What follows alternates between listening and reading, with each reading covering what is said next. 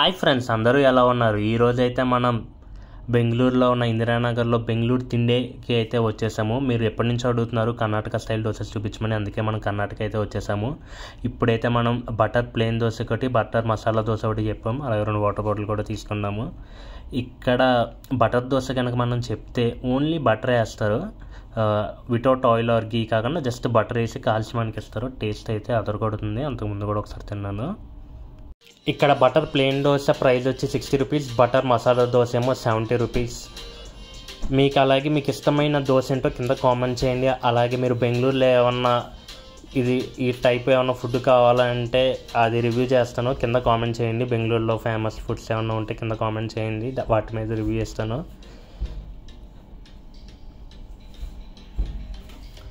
అన్న అయితే దోశ వేస్తున్నాడు, దాని మీద పొడి వేసి మంచిగా రాస్తున్నాడు.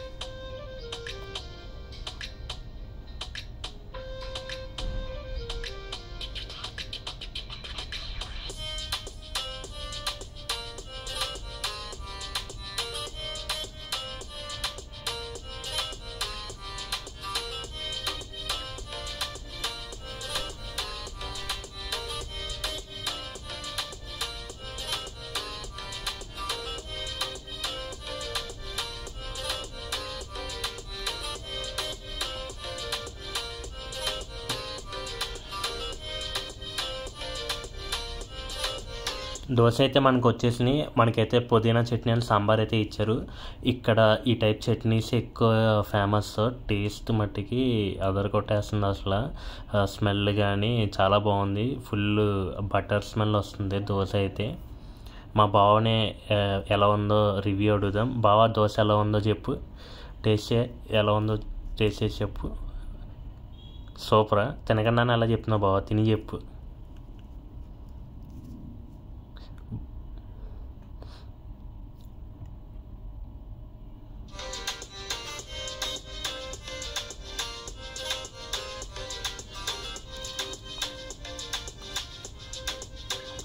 మా బావకైతే బాగా నచ్చింది, టేస్ట్ సూపర్ అంట. అసలు మామూలు క్రిస్పీగా ఉంది దోశ. అలా చట్నీ అలా తీసుకుని అలా తింటుంటే అయితే సూపర్ అనిపించింది. అండ్ 2 ఫిల్టర్ కాఫీ కూడా చెప్పాము. ఇక్కడైతే డికాషన్ సపరేట్ అండ్ మిల్క్ 2 కలిపి అయితే ఇస్తారు. ఇది డికాషన్ కాఫీ మాట. కాఫీ కూడా 15 రూపాయలే. దోశ మీద ఇది కాస్ట్ తక్కువ. టేస్ట్ అయితే చాలా బాగుంటుంది కాఫీ.